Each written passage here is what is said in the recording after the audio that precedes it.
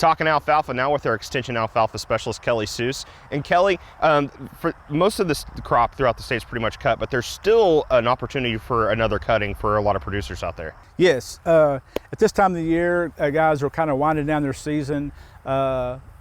Depending on their situation, their moisture situation, they're looking at probably one more cutting before it's time to let the crop grow again and gain some nutrient reserves for the winter time.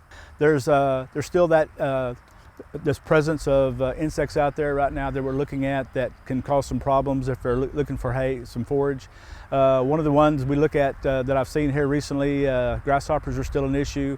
Blister beetles are still an issue, especially as folks that are dealing to horse folks and working with horse industry people. One of that we're most concerned with right now is the fall armyworm. We're seeing this is a time of year, late July through August, when it's really hot time of the season. We see a lot of potential, and we're starting to see an upswing in fall armyworm in a lot of crops. And another pest we look at is spotted alfalfa aphids. They come along this time of year. They really thrive in this hot 90+ degree temperature conditions, and so the plant has a really toxic reaction to the feeding of this insect, and so it can cause chlorosis, and if the numbers get high enough, death of the plant. What are some things that producers can look at if they need, if they are going to have an issue? Basically, right now that we know they're there, there's some trapping issues that things that you can do, pheromones. If you want to see when the first flight begins, but basically right now we're just out there looking, because we know this is a time frame that they're more prevalent. Be out there scouting. Our thresholds right now in established stands are about 2 to 3 per square foot, and for the spotted aphids they're about 10 per stem. And so if you're looking out there doing some scouting in the fields, the most important thing right now is just be out there looking and seeing what's that, because we know this time of year we're prone to have that kind of activity. We've had kind of a strange summer. It's been really hot, been really cool, been wet, been dry. Are there things that producers need to think about if they are going to try to get one more cut in that crop, that they need to, just actually like management of the crop? Well, just as far as management, all of it just depends on Mother Nature.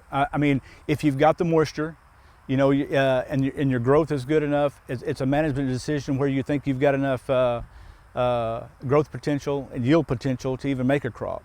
And so then this late in the season, you're thinking about, the timeline of giving yourself about 6 to 8 weeks after a cutting to let the crop kind of come back and grow a little bit, get those nutrient reserves. So we're in that timeline right now within the next probably 3 to 4 weeks of making that decision where is it even feasible for me to make another cutting or not? Alfalfa is a really resilient plant, and so if it turns off really hot from now the next few weeks, it's going to kind of maintain itself. It's got enough root reserves that it's gonna maybe potentially even go dormant for a while. That usually happens earlier in the summer, but it's a really resilient plant, and so I've seen instances where we thought they were totally gone, a whole stand, and in the middle of summer with a drought situation, and they come back. So, and then if we happen to have some early freezes, some really early freezes, again, depending on what kind of variety and kind of cultivar you have, it's going to go dormant at a given time. And so it's like I said, it's a pretty resilient plant, so it's going to adapt to the conditions we have here in Oklahoma pretty well. Alrighty, thanks, Kelly. Kelly Seuhs, Extension Alfalfa Specialist here at Oklahoma State University.